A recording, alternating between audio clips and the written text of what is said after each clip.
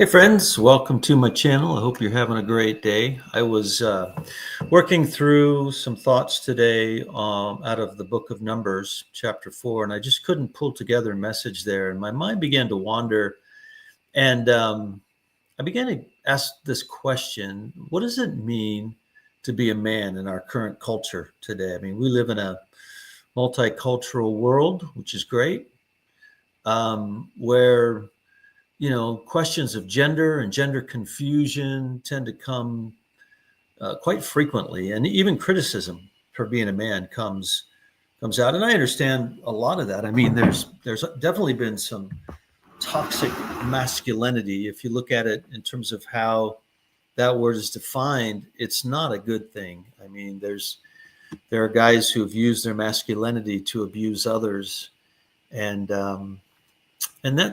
that's not really what it means to be a man. And some of the things I grew up with, some of the cultural cues I took, because I'm going to be 63 this year, so I've been around a little while.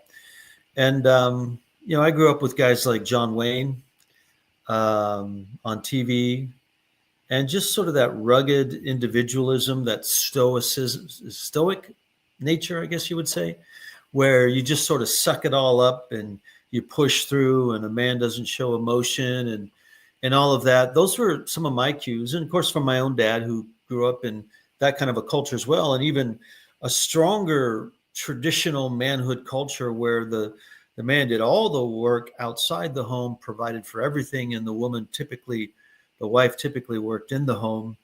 And my dad could be kind of crude, and unfortunately, and he did pass on some really toxic manhood kind of stuff to me and to my brother. For example, I remember at one point, I think I was 9 or 10, and my brother and I were out playing in our summertime. And my brother got challenged and punched by another dude. And it scared him. It scared me too. And we ran home kind of crying. And my dad's response was not atypical from that time, but he was like, "You candy asses, get back out there and make something happen." No sense of compassion. Just, boys don't cry. Boys don't get hit and cry. You go back out there and you make it happen. And so this sort of masculinity has been ingrained in my system for most of my life. And so I'm trying to take what I learned growing up and compare it to what the culture's saying now, because it was saying something different then, and then comparing it to what the scriptures say, because I'm a follower of Jesus. And so I've been asking myself this question today: what does it look like to be a man in our culture today? And I've come up with some thoughts, and in no particular order. This is kind of a little bit of an impromptu sort of discussion today, because I didn't make any notes. I made a few notes, I should say, but I look at the life of Christ, and he provided for his family, even though he wasn't married. He was a carpenter, and he was a hard worker. And provision and masculinity do go hand in hand from a biblical perspective. There are verses out there that tell you, if you are a man and you don't provide for your family, you're worse than an infidel. That's pretty intense. And so there is the sense of being a provider.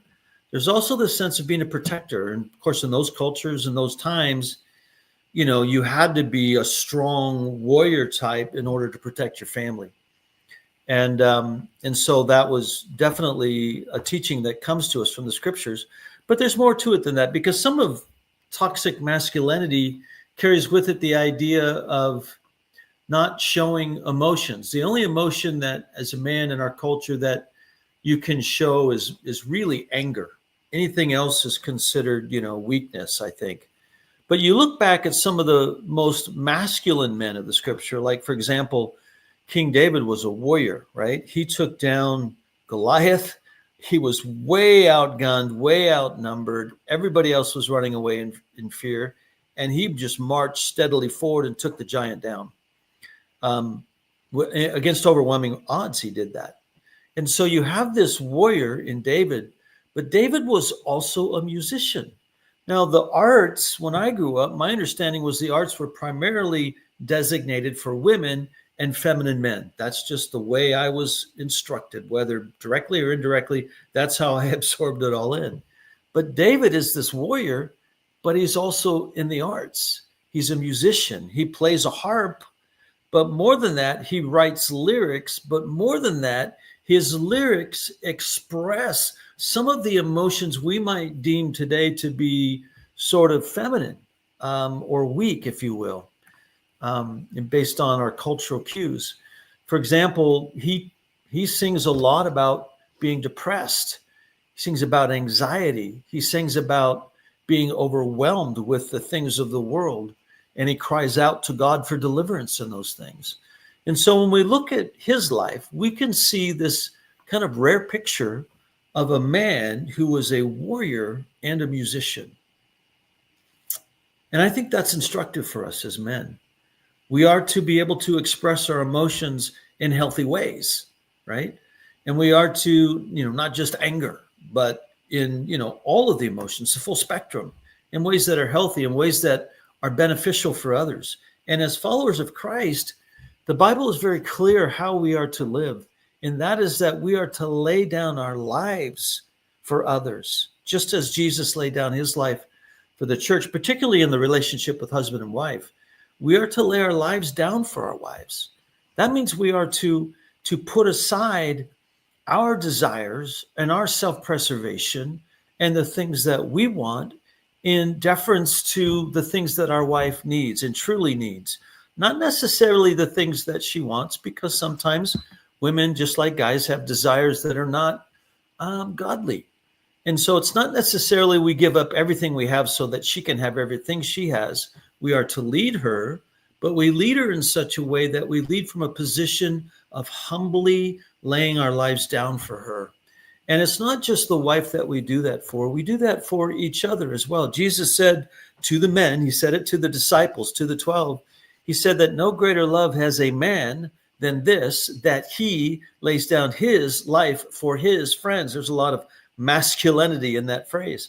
And that's what Jesus was saying. If you want to have great love, this is how you do it. You lay down your life for others. That's what we're called to do as men. We are to use the masculinity that God has given us, the physical strength, perhaps the emotional strength, and use it by laying it down to provide for the others, for the weak, for providing justice. For example, another passage in the Old Testament in the book of Micah, Micah says, he has shown you, O man, there's the masculine term again. He has shown you, O man, what is good and what the Lord requires of you, to act justly, to love mercy, and to walk humbly with your God. So there's humility, that true manhood looks like humility.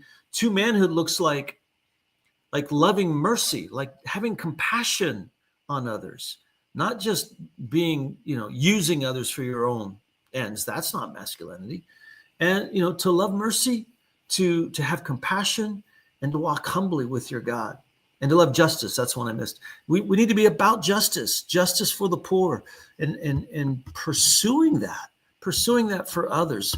That's true masculinity. So these are some of the things I've been wondering about today. And if you happen upon this live broadcast, and probably not, a few people have come by and moved on. But if you're listening to this and you have a thought, let me know. I mean, even if you want to cuss me out and tell me I'm wrong, that's fine.